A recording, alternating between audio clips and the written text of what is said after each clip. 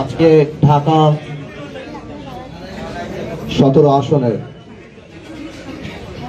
বিএনপির পক্ষে বাংলাদেশ জাতীয় পার্টি বিজেপির গুলশান এবং বনানীর আমার সহযোদ্ধারা, বাংলাদেশ জাতীয় পার্টির বিভিন্ন স্তরের নেতৃবৃন্দ, মঞ্চে উপস্থিত সালাম ভাই, ডোনার ভাই থেকে আরম্ভ করে আরো গুরুত্বপূর্ণ নেতৃবৃন্দ যারা, আমার মহাসচিব বাংলাদেশ জাতীয় পার্টির আব্দুল মতিন সাউদ সাহেব সহ সবাইকে আসসালামু আলাইকুম।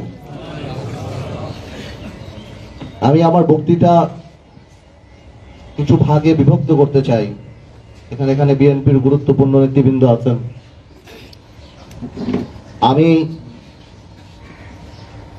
দায়িত্ব নেওয়ার পর বাংলাদেশ জাতীয় পার্টির এবং তার আগে এখানে সালাম সাহেব যিনি আছেন, উনি আমাকে অনেক ছোটবেলা থেকে চেনেন। আমার বাবার সাথে উনি একসময় রাজনীতি করতেন।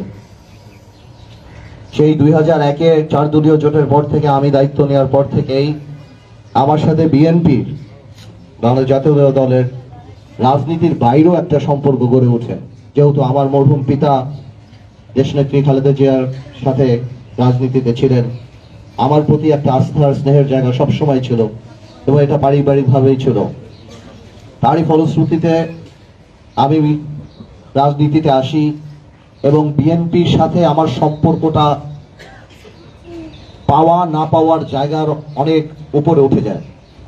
সম্পর্কটা অনেক আদর্শ ভিত্তিক এবং স্নেহের এবং আস্থার জায়গায় উঠে যায়, যেটা অন্যান্য রাজনৈতিক দলের সাথে ছিল না, যেটা আমার সাথে ছিল। আমি 2018 সালে এই আসনে নির্বাচন করি এবং এই সময় ডোনার ভাই আমার সাথে ছিলেন। একটা যুদ্ধের মধ্যে আমরা নির্বাচন অংশগ্রহণ করি। বিএনপির অনেক নেতা কর্মীরা সে সময় ছিল, মামলায় ছিল, জেলে ছিল। অনেকে আসতে পারছে, অনেকে পারে নাই। যারা পারে নাই বিভিন্ন মামলার কারণে পারে নাই। তবে সেই সময় আমার কোনো সংগঠন ঢাকা 17 আসনে ছিল না। আমি সম্পূর্ণ বিএনপির উপরে নির্ভরশীল ছিলাম। কোনো সংগঠনই আমার ঢাকাতে ছিল না।